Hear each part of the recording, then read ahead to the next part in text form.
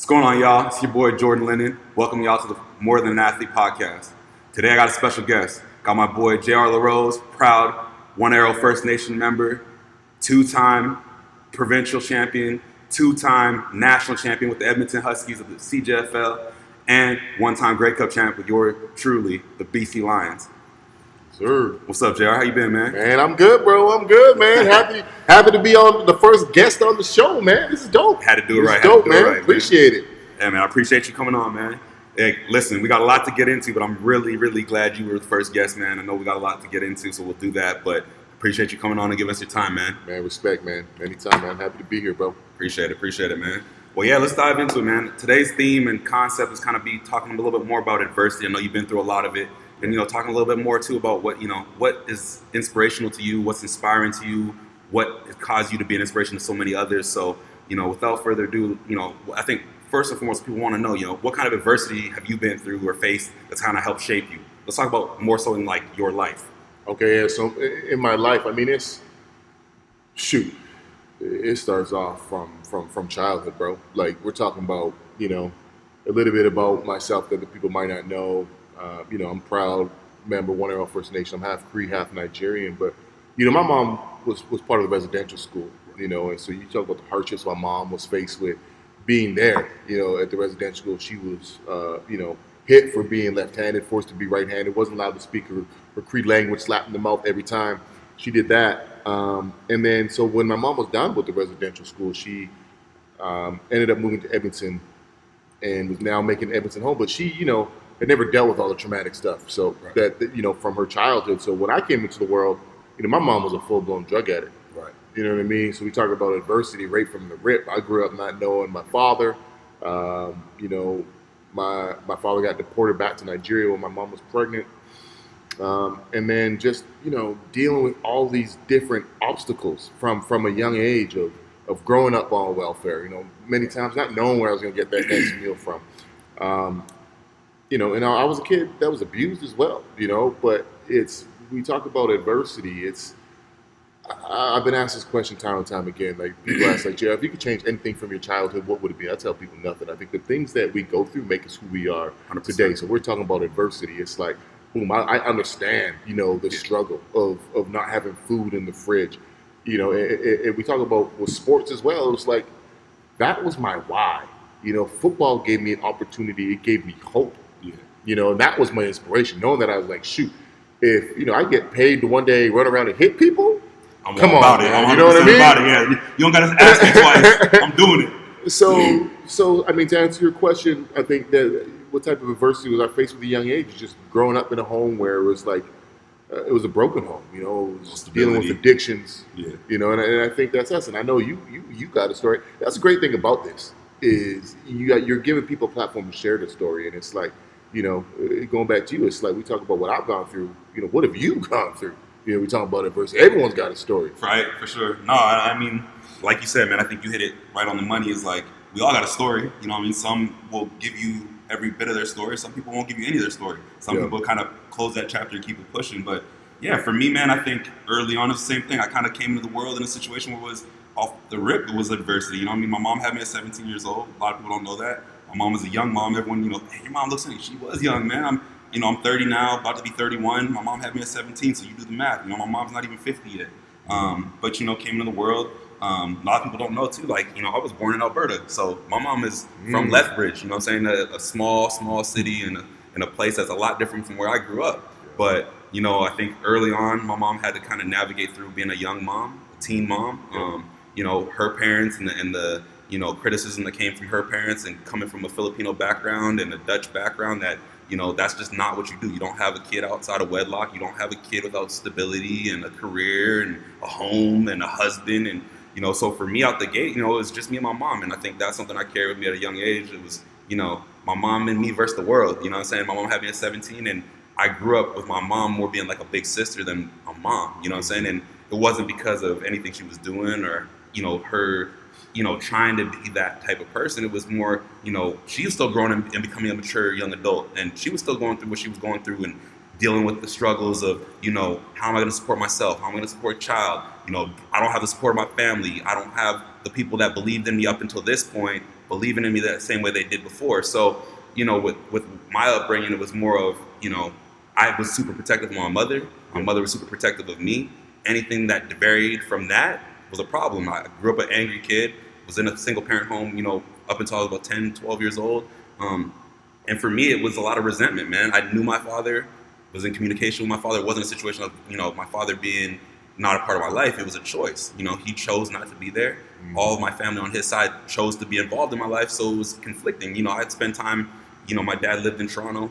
I'd spend time in Toronto as a kid, and that was cool, but, that's a, small incremental time in the point where I'm super impressionable. And, when I spend that time with my mom, it was like, cool, my mom is taking care of me to the best of her ability, but she didn't go to work. And when she goes to work, then what? I'm at school, then I'm in daycare. If I'm not in daycare, I'm with family friends, or I'm at my friend's house. So for me, as I started to internalize all the stuff I was going through at a young age, it was like, well, how you deal with that?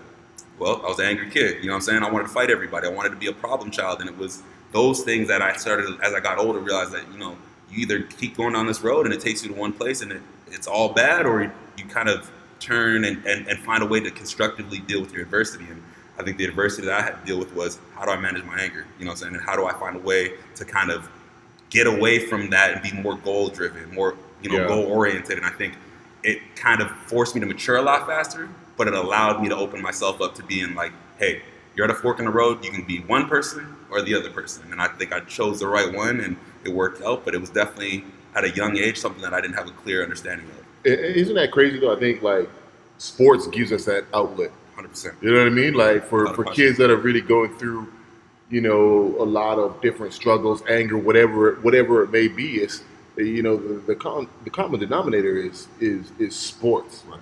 It's so cliche. You hear people say it all the time. Sports saved my life. Well, shoot, it did. Yeah, 100%. And one of the things that you brought up that as soon as you said it, like just having some resentment, even towards your dad, is like, what would you say like bothered you the most about like maybe not having your dad present? Because I get this question. I didn't know my dad. Yeah. You know what I mean? Right. So for me, it was like I remember being a young kid though. Yeah. And being like after a basketball game, being in the gym, and just praying that my dad would walk through the gym doors. Get to meet him. Yeah, like I was like, I want to play my best to one day have my dad just come through the gym doors and be like, that's my son. Yeah, for sure. And I talk about it in in my presentation and stuff like that, but that's still, to this day, that's still something that bugs me. 100%. Not knowing that it's like, you missed out. Yeah. You know what I mean? For sure. And so that's why I wanted, because it's like, I never really asked anybody else that didn't really have a relationship with their dad. Like, what is one thing? Because I think being a father is so important. Yeah. You know what I mean? Yeah. But like, for people that miss out on that opportunity, I think for me, I just never got to experience. That's why I'm like, I'm always trying to be my kid's stuff. And I think that's the thing too that like is a great touch point, man. Is like people don't understand that. Like you think that you hit 18 or you hit 21, that stuff is beyond in the past. It's not something you got to worry about. But like you said, it's something that to this day, a prime example. I got a daughter now, right? She's 7 years old. That little girl means the world to me. I'd do anything for her. I'd do anything that she ever needed at any time. I'd drop everything, right? Yep. But I think a lot of what motivates me now to be that father was the absentness of my father. You know what I'm saying? I was fortunate. I'm extremely blessed. To this day, I'll tell anyone that will listen. My stepdad didn't come in my life, bro. I wouldn't be who I am. Period. Yep. He came in and gave me the structure I needed. He came in and gave me the discipline I needed. He gave me the ass whoopings I needed. You know what I'm saying? Being straight up. But at the same time, he came at a pivotal point where, like I said, it was that fork in the road. It's one way or the other. And for me, I probably didn't understand it at the point. But as I got a little older, it was like, hey, listen, man. And his one saying is, you got, life's about choices. I'm going to give you all the power in the world. I'm going to empower you to make a choice. But make the wrong one, you deal with the consequences, good, bad, or indifferent. And, to bring it back to your point, like, for me, I still carry that with me with my biological father. It's like, I have a 7-year-old. Why is it, if not for me, but if nothing else, why wouldn't you want to meet your granddaughter? You know what I'm saying? And those are things that you kind of carry that people don't understand that. They're like, oh, you're a father now, you got responsibilities. Life should be good. Yeah. It's like, but at the end of the day, I still want to have that complete feeling of I can be at peace with my situation, knowing that we've moved forward. Yeah. And, at the end of the day, it's a closure thing, right? You talk about resentment. Well, I don't resent the stuff that happened. I resent that we haven't got past that. Yeah. I'm about to be 31 years old. Why are we not past that? Why are you not more proactive in my life now as an adult? There's less pressure on you. I make my own money. I do my own thing. I provide for my own. You know what I'm saying? Like, where do we move forward from that? You know what I'm saying? And that's where I'm at with it. And that's why I think, that's a great point. Like, yo, people don't understand. It doesn't just go away. You compartmentalize it. You deal with it. You keep pushing. But it's something you're going to carry with you until it gets resolved. And if it never gets resolved, you're going to just carry it with you. Yeah. So that's where I think I end up with it, man. And I think that was a great point because, like you said, no one really talks about that. No, but what I find too is I think like that's how we end that cycle of not being present fathers. You know what I'm saying? 100%. Is like you said, by my father being absent in my life, it's made me a better man today. 100%. For my two kids, and I'm far from perfect. Yeah. I'm not saying I'm a perfect dad by any means, but I take joy in being able to watch my kids play, to see them grow. Yeah. For me, that's my why. That's my everything. 100%. And I think that's just made us, strong. It'd be interesting to see other people, that have grown up in similar situations as us. But I think it's just as men, it's like, how do we break that cycle? You know what I mean? And be present and be fathers. And I think that's the thing too, bro. Like when it comes down to it, I know, like you said, exactly what you said. I think that motivated us more than anything. Like, obviously talking about adversity and inspiration, I didn't even think of it as an inspirational thing or think something that inspired me to do better. It was like, no, man, I'm going to be the person that breaks the cycle. I'm going to be the person that understands my circumstances isn't my fault, but how I react and how I recover and how I move forward from it is a complete choice by me. And that's the thing, right? So for me, it was like, I think that's what it was. Even before I had a kid, before I even was remotely thinking about having a kid, was like, when it comes time, when I cross that bridge and I'm a father to a son or a daughter, I'm going to be the best I can possibly be regardless of circumstance. Because at the end of the day, I know what it's like to not be that. To not have that at least. You know what I'm saying? And that's where, for me, it was like, anything I had to do at the time that my daughter was coming into the world, it was like, listen, yes, I need to do this. I'm still focused on chasing my dreams and going to school because she came in when I was still in my senior year at college. That stuff was still important, don't get me wrong. It was still stuff I was focusing on. But if push came to shove, the only thing that mattered was that little girl. And I think, again, that comes from that internal feeling of like, man, listen, I know what it's like to be that little girl or that little boy that doesn't have that. You know what I'm saying? And that's one of those things I think, like you said, it just motivates you to be the best father, to be the most present father, to do the best you can, regardless. That's it. I tell people all the time, you don't become a product of your environment, you become a product of your choices. 100%. Yeah, 100%. And that's something too, like, people don't understand that your environment can change. You can make a choice to take yourself out of that environment and change the circumstance, right? So that's a huge point too, man. Who is deep, man? It's getting real around here. A few minutes in and it's deep. I love it, bro. Because at the end of the day, that's the thing too. People don't talk about these things, right? That's why, I wanted to make sure we brought it back to being more than an athlete. We're known for being athletes. We're not known for being the people we are. You know what I'm saying? I think at the end of the day, hopefully throughout the duration of how long this podcast goes, like we can showcase people's personalities, showcase their character, showcase the things, the trials and tribulations that make them real people. Because you're only an athlete or a celebrity for so long. Let's dive into the person, because the person's going to be forever. Bro, you hit the nail right on the head with that. And I just thought of it now, like the title of More Than an Athlete. We're only an athlete for a short part of our life. Like, I retired from playing pro football. I played 9 years. I retired when I was 30 years old. Right. I got the rest of my life to live. You know what I mean? Listen, man, the crazy thing about that, a coach said this to me a few years ago, man, and it stuck with me. And I'm in the coaching world now, and I tell my athletes all the time, it's like, listen, man, when you look at your entire body of work, your entire lifespan, that period that you played football in your lifespan is such a finite part of it. You might be blessed and get a 10-year career. That's great.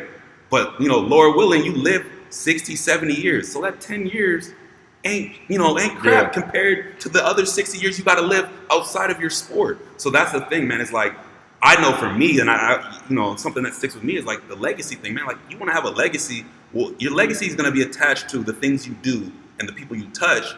That doesn't mean just because of sport.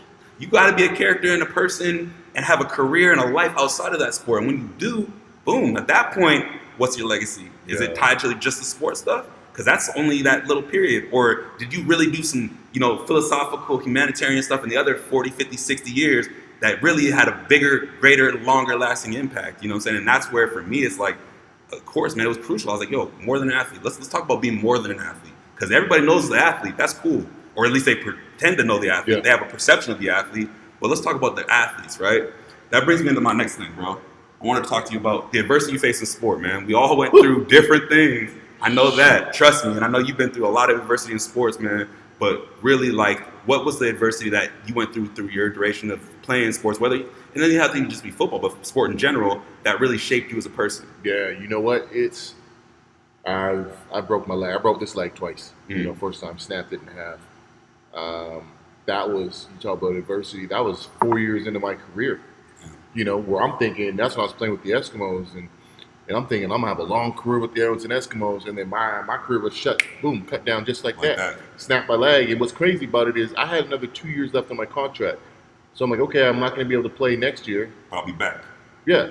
Bro, they cut me, they let me go, and there is no more money coming in. You know what I'm saying? Listen. And I'm young, I'm married, I got, family to provide for, and it's like, I got no money coming in now. You know what I mean? And that's what's so crazy about sports or just the CFL. It's like our contracts aren't guaranteed. It's the only professional. That's the part people don't understand, bro. Like you're trying to establish some sort of continuity and stability in your life from a career at the time that doesn't give you that stability. Yeah. Not necessarily in the short term. It does in the short term. You're getting paid week in, week out. That's great. But I need guarantees. Like, injuries happen in all sports, but in football, you're playing a high impact, high collision sport. I break my leg, well, what now? Yeah. I'm expendable to you because you have no obligation financially to me. So where do I go from there? And that's the first time that I realized that we're treated like a piece of meat. 100%. The business of what have you done for me lately? And so I broke my leg the first time, 2008. I was out the whole 2009. It was the bad situation. Like I wanted to go and have I had 3 surgeries on my leg the first time I broke it. But I wanted to have another surgery. And this one I really realized like the shadiness of the business. Yeah. Is they didn't want, they were like, no, we'll just wait, see how it goes, whatever. And I'm like, no, I can tell, like I don't have full range of motion. Like there's something wrong. Not healing properly. Yeah, there's these screws, I need these screws taken out. Doesn't feel right. So boom, after they release me, then they take the screws out. Because at that point it's not their problem to deal with. They don't gotta worry about the rehab. So now, bro, so I get the screws out, I'm running full speed about a few months after. Right. No problems. So I'm out 2009, 2010 season comes along. Eskimos don't want to bring me back, so I came out here. That's when we met. Yeah. That's right. Yeah. Our boy Will Loftus picked me up. Big Will. Shout out to my guy, man. Will Loftus. Nothing but love for that huge mentor. That's my brother right there, and your daddy. Chill out. Huge influence, man. Huge role model in my life. Absolutely. But he drives me to the this tryout or the free agent camp, whatever they had. They end up giving me an opportunity. They give me a contract a couple of weeks after that, and come training camp, make the team. Second last game of the season, playing against the Eskimos, boom, break my leg again. You know what I'm saying? Break it, dislocate my ankle, tore tendons in my foot. So now I'm out, again. But now I thought my career's done. I broke the same leg. I was gonna say, what was the first thought that crossed your mind? I was I knew right away. It was over.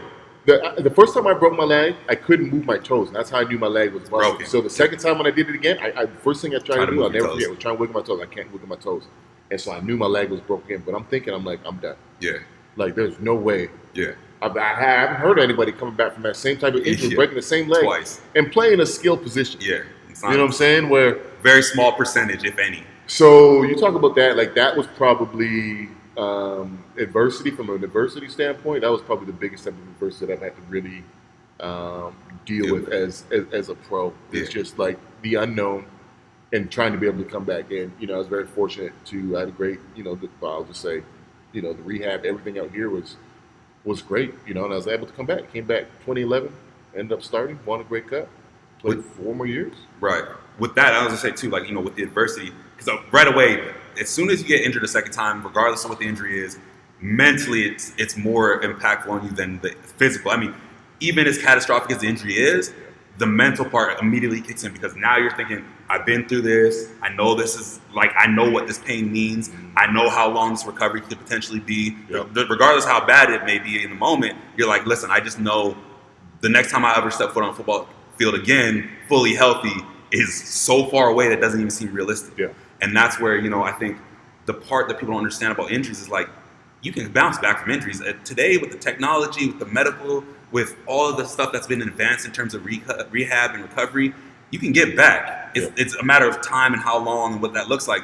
But the mental part how am I going to sit there for 3 months, 6 months, a year, not being able to move my leg properly, not being able to get the mobility, the range of motion? Yep. Those are the things that people don't understand. It's like, well, to the outside world, it's like, bro, just get back up, man. Tape it together, take an aspirin, let's go. It's like, no, you're not understanding. I'm trying to get my Superman suit put back together and use it the way I know how to use it, not the way that I have to use it now because of the injury. And that's the thing that I think people don't understand is the mental hardships you go through when you deal with a major injury. Yeah, well, without a doubt, like it's a beast. But I think that really also shapes us. For me, it's like I had a hard time when people tell me I couldn't do this or couldn't do that. For sure. So for me, I've always had that, that chip on my shoulder. 100%. You know what I'm saying? So I'm like, when they said like, "JR, you probably won't be able to come back from this second time." Green light, let's go. Let's get it. Watch me. Yeah, let's get it. See y'all in a few months. Let's get it. And it's like, football's a rough sport. Like, I'm sure, like for you, what type of adversity have you faced with, from sport playing football? Yeah, man. I mean, mine's a lot different. I absolutely dealt with adversity, and anyone that knows me knows my story. They know that. But I think mine was a completely different part. Mine was like, I was a guy that wasn't highly sought after coming out of college. Not necessarily from what I did in college. I did enough in college to be the guy in college. I came out with accolades. There was enough interest around me as a player. But at the same time, I was a guy that was always going to be a fringe guy. I knew that, out the gate. There was a lot of questions around, is he a corner? Is he a half? Is he going to play safety? Is he going to gain weight? Is he going to lose weight? And the most important thing was like, how fast is he? And I understood that. So for me, I think I changed my mindset, 19, 20, going into being 21, because that was when I got my first opportunity with the Lions, was like, hey, man, all the football stuff, football IQ, football demeanor, your ability on the field as a football player, that speaks for itself. Your resume is certified on that sentence. But when it came to the testing, the measurables and that stuff, I was never good at that stuff. Don't get me wrong. I could give you great agility. I could give you good change of direction. I could do all the position work. I could get on the board and talk ball. But when it came down to it, it was like, hey, man, are you going to run 4.4? No. I'm going to be straight up, no. Not because I couldn't, but at that point, up until that point, I had never really worked at sprinting. So I had to really program my mind to get out of the bad habits and really get better at that part. So for me, the running aspect didn't get better until I was a lot later in my football career. Didn't mean that I couldn't continue to push it, but it was just I was learning to develop that skill set at a later point than a lot of dudes. A lot of dudes have that skill set. Either you got it or you don't. The guys that we know that we played with that were fast, a lot of them dudes are just naturally fast. Yeah. And then the guys that, were manufactured fast, they spent years and years training at it. I never had that. The first time I really got around a track coach and really worked with track stuff was almost 19 years old.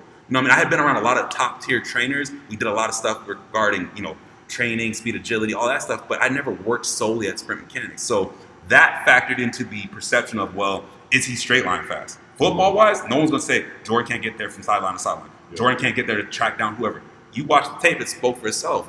But going into the pro level, now you're in a pool that you go to that 1%ers. Everybody's fast. Everybody can run. Everybody can lift. Everybody can jump. So now, where do you fit in? And for me, I knew, listen, I'm going to be a dog on teams. I'm going to be a great team guy. I'm going to be a high character guy. I'm going to be involved in the community. I just need an opportunity. You know what I'm saying? And that was my mentality. But kind of going back to the point you said, yo, I knew if you told me I couldn't do it, I'm going to prove you wrong. Just out the strength that I'm a competitor, and you're not going to deny me what I think I deserve. So for me, I spent my whole life listen, if nothing else, when it's all said and done, I can say I got there. I don't know how I'm going to do it. I don't have a plan, but I know I'm going to get there. You know what I'm saying? And that was my mentality going forward, was listen, I'm going to touch the league regardless. I have to find a way to get my foot in the door, to get an opportunity. I don't care if I got to call every agent, call every personnel person.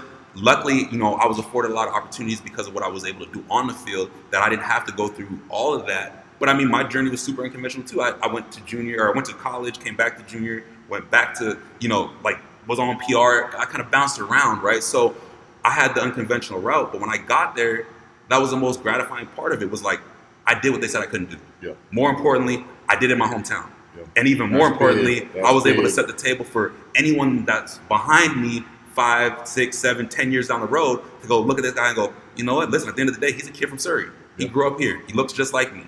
He did the same thing I did. Frank Hurt High School, baby. But you know what I'm saying? At the same time, I think my mentality was, I just have to show people it's possible. Yeah. You know what I'm saying? And I think when it came down to the adversity part, the adversity was I was always going to be a fringe guy, at least in the eyes of evaluators. Okay, went to college, proved my worth there. even to my junior years, prove my worth there. Because I came to junior, they didn't know about me.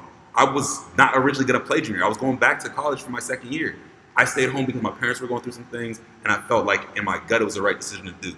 You know what I'm saying? But at the same time, I was able to come in right out the gate, do my thing on the field, earn the accolades, garner some attention that ultimately led to me getting an opportunity with the Lions. Like, if I wasn't doing what I was doing in junior, there would have never been a Lions opportunity. If I never got the Lions opportunity, yes, I got an opportunity in Montreal, but that wasn't long-lived. So what would that have meant for me? You know what I'm saying? I'm a hometown kid. They bet on me. I owed it to them to prove them right. And that was, like, it leads back to the diversity, man. Like, I wasn't going to be a surefire first-rounder. I knew that out the gate. I believed in myself. I thought I was a first-rounder, but I knew that the questions were bigger than the answers at the time. Yeah. So I knew I'd have a legitimate tape, both as a defensive player and a special teamer. And then I also had to make sure that everything off the field checked out, too, because just as much as I do, like, character matters, right? Like, this day and age with social media, character matters. You know what I'm saying? So I wanted to make sure there was nothing that could be against me. And throughout my playing career, you ask any evaluator, you can talk to scouts on any team across the league, never had any issue, any question other than, hey, can he play? Does he have top end speed? And that's it. And when it came to can he play, the tape speaks for itself. Was he fast enough? And again, without continuing to be long-winded, it's like, the adversity was a lot more of a perception thing for me. Is he good enough? And to myself and to the people that, know me, yeah, he's good enough. But at the end of the day, like you said, the other side of the business is you got to be liked by one person. And that's the person that makes the decision for those teams. General managers, head coaches, those are the people you got to be liked by. You can be loved by every coach on the staff, every player on the staff. I usually was that guy. But at the end of the day, the decision maker is the GM and the head coach. Yeah. You know what I'm saying? And that's where, for me, I realized I love the game, but does the game love me? And if it doesn't love me, what's next? Yeah. It's just the whole business aspect of it. 100%. Right? It's just a business. I tell people all the time I had way more fun playing junior ball than I did playing pro. I mean, it was our dream to play pro football. 100%. But that ain't fun. I tell people that all the time, man. I tell people that all the time. My years of junior, again, unexpected, never in a million years thought I would ever play junior football. I kind of stuck my nose up at it coming out of high school, even though there's some teams that talked to me coming out of high school. Like, listen, I'm going to play university football. I already have multiple offers to play across Canada, had some schools down south, like at the D2 level. I'm gone. I'm not playing junior. Like, in my mind, it was a step down. But when I got to junior and I got to experience it and playing against guys, like I played in the era where there was guys like Andrew Harris still in the league. There was Curtis Viz, guys that were like notable guys that were getting CFL opportunities. Yep. Bro, that was the funniest years of my life because those guys cared about football. Yeah. And there wasn't a business aspect that took away from the love of the game. The game was a little bit more pure. Like you said, bro, like pro football is a job. And ultimately it's a job not because of the playing on Saturday or Thursday or Sunday. It's a job because you deal with a lot of BS Monday through whatever, you know what I'm saying, to get to the game. Yep. So that's where, that aspect is kind of the underbelly of the business. But at the end of the day, we all go through it, man, and we all come out better for it. That's true, man. It is. I'm just thinking back, like, man, it's rough. Oh, man. But, I mean, I love it. Like, I won championship, live my childhood dream, but it's like people don't see that. All they think is they see is the glam. They don't see the behind the scenes, which is reckless. But I mean, 100%. For those people at home, I'll tell you this. Keep going on and on. Yeah, as I say, I'm on that part with this, but I'm gonna tell you, everybody at home, listen, man. At the end of the day, the experiences, the brotherhood, the memories, the moments is what makes being a pro athlete forever the greatest accomplishment in my life. I'm sure in yours. Yeah. That's the aspect. The money doesn't matter. The celebrity, truthfully, in my honest opinion, doesn't matter. It's the relationships, the bonds, the brotherhood. That's the stuff we miss. The locker room vibes, the traveling. That's what you miss as a pro athlete. Without a doubt, man. Without a doubt. So, like, talking about that, man, like, kind of going into the next point, like, for you, like, what was some of the adversity you dealt with after football? Because now we've talked about kind of that beast, that listen, the elephant in the room for every dude that goes through it, man. Like, it's different for everybody. But everybody sees it as you get towards the back end of your career, when something happens abruptly and it's over for you. You see that big old 12-foot tall elephant looking at you like, okay, bro. So now what? One of my good buddies in Edmonton, JR Larose, says an athlete dies twice. That's real. That's real. I feel it. From when you're done playing sports 100%. And then when they put you in the ground. And it's so true. I remember I retired right before the 2015 season. And your whole identity has been wrapped up in being a football player. Like, all you know is training for football. Yeah. I had like some side jobs here here and there, but for the most part, it was like I was just trying to play football. That was just to get you to the There was season. no plan B. You were doing everything to get to football. Yeah, you know what I mean? I'm going to do a couple things here and there so I can make sure I got the bills paid and I go play, go train for football. And, but in my off season, I was doing the motivational speaking, and, that was really starting to take off. But it was like for a while, the thing I struggled with was I wasn't getting that adrenaline rush anymore.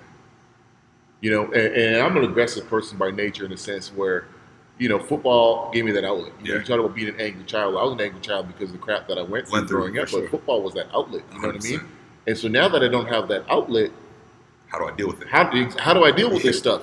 And that honestly was the biggest thing. Like, you talk about adversity, it wasn't so much adversity, but something to actually like deal with.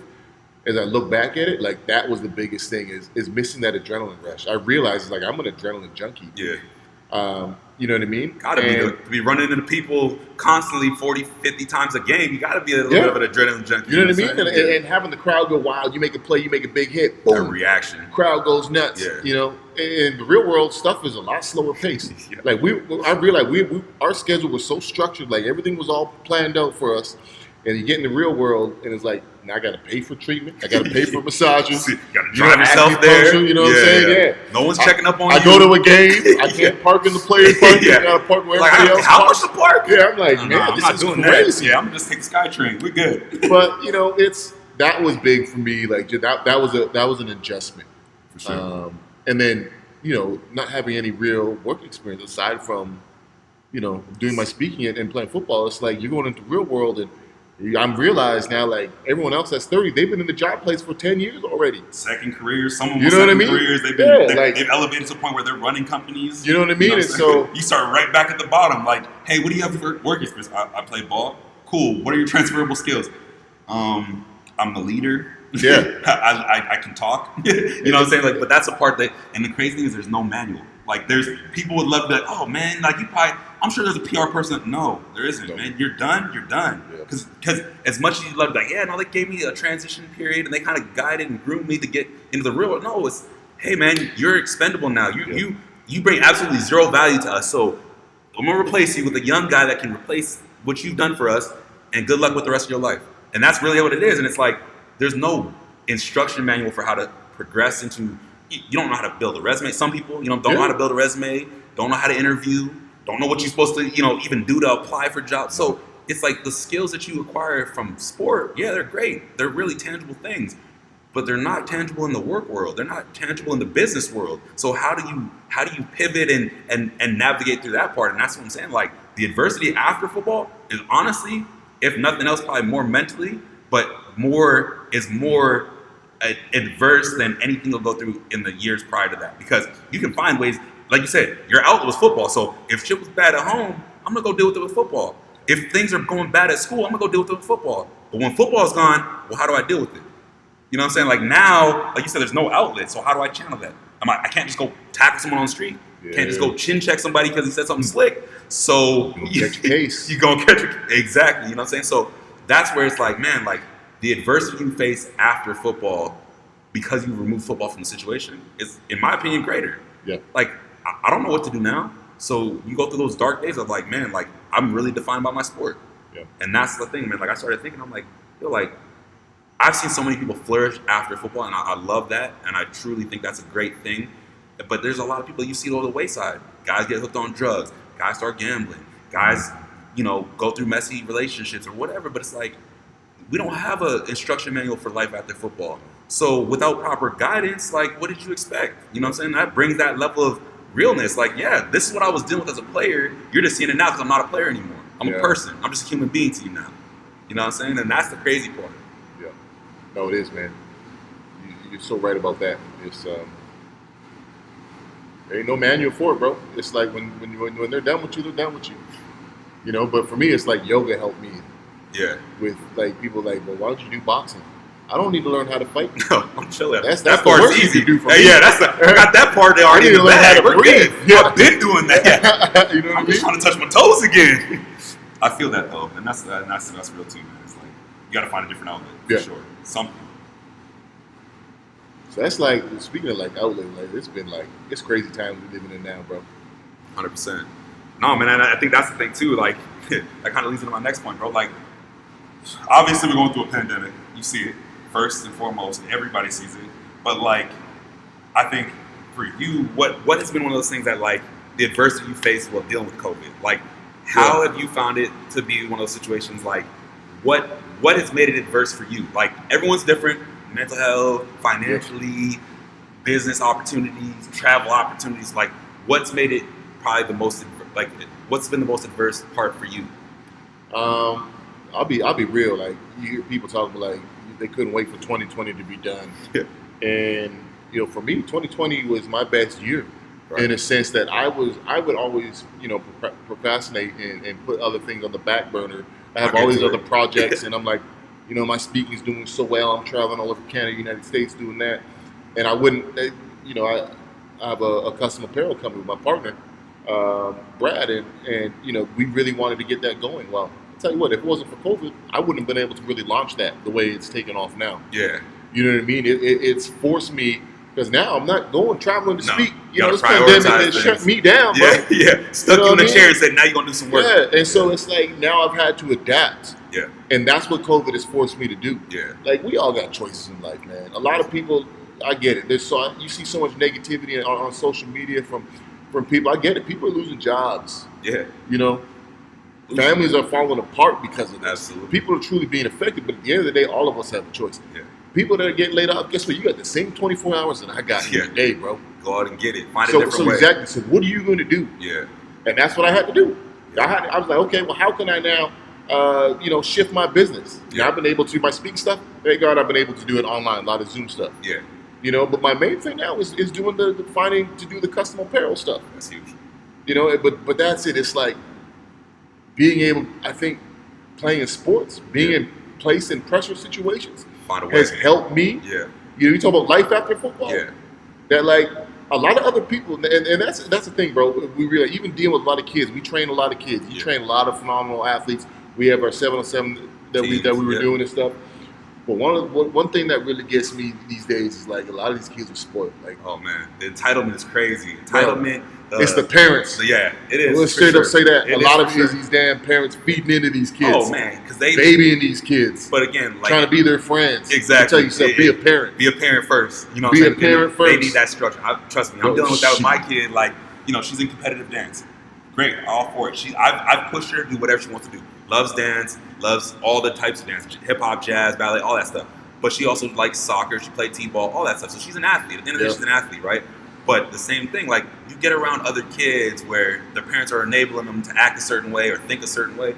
What happens? Those kids become a product of that situation. Yeah. And that's where you get these kids that are like, as a coach or as a trainer, you tell them, like, look, we're not doing that. Or this is not what we're doing, we're doing this. And they don't like that.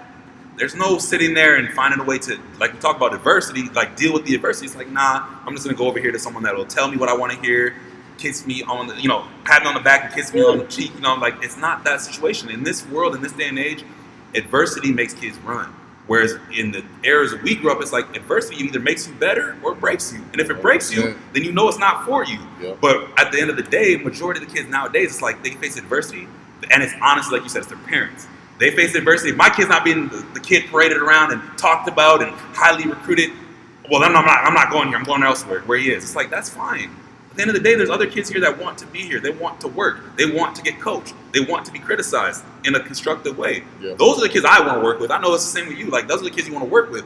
But it's the parents that you're dealing with now. It's like, no, if my kid's not being told he's the best player in the entire world and told every single day, then you're not a good coach. No, I'm a good coach because I'm going to tell him the real. I'm going to tell him what he needs to work on. I'm going to find a way to make him better. You know what I'm saying? Or her better. That's the thing. I want kids to be better human beings when they leave our program. Huge. Because sports is such a small component of their life. 100%. It's going to give opportunities, but, I want kids to be able to face adversity, be able to be like, you know what? Okay, I got this. Yeah. I'm not going to crumble. No. When my boss yells at me. Yeah. Or something. You know what I mean? Thriving in pressure situations. I kid you not, bro. Like, I was dealing with my college athletes. This is last year. And I coach college football, obviously, right? And one of my players having a hard time with school, right? We were in practice. He had been having a good week of practice, but I knew he wasn't going to play. He'd probably be a special teams guy. He's going to travel, but he's not going to play. Anyways, we get to talking. He's stressing about this exam. I'm like, listen, man, why don't you attack your exam the same way you attack practice? You've been getting denied for 4 weeks now. You haven't dressed, or you've dressed but you haven't played. You haven't had the role that you want to have on the team. But you've come out here and been a dog at practice day in and day out. You never bitch, you never complain. You just worked hard. Yep. Take that and apply it in the classroom. Just one time and see what happens. Yep. He texted me. We ended up traveling. We decided to leave him last minute. He was dealing with some injuries. Left him last minute. Text me. We're on the road. Text me. Hey, coach, just want to let you know I went in this exam. Yeah, 84%. Boom. Ooh. I said, whoa. Like, I kid you not. I said to him, text him, like, bro, I'm the happiest I've been in a long time because I know that for you, that was a big moment. And more importantly, I know you went in there and competed your ass off. What it's about, you know what I'm saying? And those are the things, like, as a coach, you want to see that. Like, he could have easily been like, man, listen, I'm not playing. Woe is me. Because that's a big theme now with kids. It's like, woe is me. You know what I'm saying? And just been like, no, I'm not doing it. I'm just going to go there. I'm going to write the exam because I have to, but I'm not going to try. What for? Instead, he was like, no, let me take this. Let me see if it works. And when it started working for him is when his mentality towards school changed. He's like, man, I'm going to compete in everything. And that's the thing. Like, we have to have more of that in the grassroots level. With any sport, bro, it's like coaches and parents got to be on the same page. It's like, listen, if the kid isn't making it or isn't doing what we need him to do, that's fine. Let's develop him. Yep. Let's correct the things he's doing wrong and get to a place where he's better than he was. It doesn't mean he's going to be an all-star, but let's make him better than he was. You know what I'm saying? And that's where it's different now, man. It's not like that. His parents are like, listen, you don't tell my kid he's great. We're going to the next program. And you already know how we deal with that in our program. Hey, man, wish y'all the best. See you on the other side. You know what I'm saying? That's the thing. So, but yeah, I mean, back to the stuff we're talking about, man. COVID, like, man, I could go on and on about this. I'm sure you could too. But like for you, you know, do you feel like this year, like you said, is your best year? But why was it your best year? Like, what made this year? Obviously, it can slow things down and force you to refocus. But like, what made this, and really, what's going to make it continue to be your better year next year? I think it forced me to step outside of my comfort zone. See, I knew I was good at speaking. I felt that. You know, I was comfortable with 100%. That. You know, but I wasn't. You know, when that was taken from me, it was just like football. Football being taken from me, it's like now, well, I got bills to pay. Yeah. You know what I'm saying? That monkey on your back. They keep adding up. They ain't stopping. Them people need their bills. Their bills you know paid too. Yeah. So for me, it's like I've just learned to adapt and diversify. Right. You know, I'm not just going to rely on one thing to, you know, for money to come in, and that's what I've been able to do, man. It's been a huge blessing, man. Honestly, COVID has been, you know, for me, it's been everything. Right. It's got me to a level where it's like, okay, what else? What's next? What's next? Like, 100%. I got through this. You know, we're on the up and ups. You know, slowly getting through. But I'm like, okay. If this is the worst that could happen, I'm be all right. You know what I'm saying? I'm leveling up still. Yeah. I'm finding a way. And I think that comes back to the mentality you carry as an athlete. You face adversity, you're going to get told no. You might be the best player in the league one day. The next day hey man, you're too old, you're too slow, whatever. Okay, well, I'm going to find a way. You the same way I am, the competitive mentality, that, you know, elite mentality is like, listen, I don't care what you tell me. I know what I'm capable of. And then when sports done, it's like, okay, now in the business realm, it's the same thing. Like, all right, you said I can't travel to make the money I've been making. Cool. I'm still going to make my money. I'm going to find a way. I don't care if I got to start another business. I don't care if I got to get on Zoom and do this. I don't care if I got to start reaching out to other people and navigating through, you know, logistics to get there. I'm going to find a way. And that's where that athlete mentality kicks in. It's like, man, we're going to get it done. One way or the other, we're going to get it done. So let me ask you this, man. This is your show. We got people, you know, tuning in. So that person that's just struggling, like we talking about, the whole thing was, you know, more than an athlete, you know, adversity, inspiration. But that, look, people are human. We're all human. People are going to be struggling. Just some people just feel like they're stuck in the rut. Right. What are you going to tell that person right now? Listen, man, at the end of the day, it goes back to the stuff we talked about, man. Like, I always think about two things. Like, the first thing, my dad, his voice, my stepdad, Dwayne Lennon, shout out to him. His voice is always in my head. Life's about choices. Like, such a simple, basic, to the point sentence, but it's like, it's stuck with me. Life is about choices. Cool. Are you going to choose to do the right thing, or are you going to choose to do the wrong thing? Are you going to choose to make a change, or are you just going to stay doing the same thing? Life's about choices, right? And that's something I always think about when I'm trying to go through what I got to go through, or dealing with what I'm dealing with, or in my work stuff, or my relationships. Life's about choices. How can I make this better? What can I do differently? And the other thing is, man, for me, and I think, to like wrap it up, like, is for me is like, I'm trying to leave a legacy, period. Like, And to me, I always tell myself, it's a mantra I live with. It's something that you guys are going to hear a million times over is leave a legacy worth remembering. You know what I'm saying? I think that's something that stuck with me. People that know me know that it's crucial to me. Like, I want to be known for my legacy, and I want my legacy to speak for itself. If my legacy is going to speak for itself, the only way that happens is by making sure that people, feel a certain way when they're around me, feel encouraged, feel empowered, feel loved, feel like they can do whatever they put their mind to. And then more importantly too is like showing them it's possible. Like, I didn't get to where I got to in life because I was like, man, I hope someone does it for me. You know what I'm saying? No, my legacy is I was always willing to work hard. Like, my legacy to this point is I'm always willing to work hard. I'm always willing to give effort. I'm always gonna put my everything into it. And more importantly, I'm gonna do whatever is necessary to make it happen. You might tell me no, he might tell me no, she might tell me no, but I'm gonna find a way to make it happen. Why? Because it's important to me. And I know at the end of the day, I'm gonna be better for the work that I put in. We always talk about hard work, man. Like, hard work's gonna pay off. It might not pay off right away. I might not get that instant gratification, but I know if I do the work, it's gonna pay off. You know what I'm saying? And that's the process and the part that matters. Because at the end of the day, like I said, when I'm gone, what are you gonna remember me by? If I'm gone before you, or if I'm gone before the next person, what do they remember me for? They're not gonna remember me for playing football. They're not gonna remember me because I said they're a nice person. They're gonna remember how I made them feel. They're gonna remember the work that I did in my community, the people I uplifted, the things that are tangible, things that last long, long after I'm gone. You know what I mean? And that's where it comes back to. Like, I'm trying to leave a legacy, period. And every single day I'm trying to add something to that legacy. Working harder, taking things outside of my comfort zone and trying different things. This podcast is something different, man. Like, you would ask me a year ago, you talk about getting out of your comfort zone. I was complacent, man. I was like, listen, I'm just gonna keep doing what I'm doing, keep my head down, keep coaching, make my little money, do my thing. But I was like, man, I'm not living a fulfilled life. So what can I do to get out of this rut? Talking about going through COVID. Like, that was my rut. My rut was sitting at home, eating good, chilling, no worries in the world, hop on a couple Zoom calls, show up to the gym once in a while. I was comfortable. Yeah.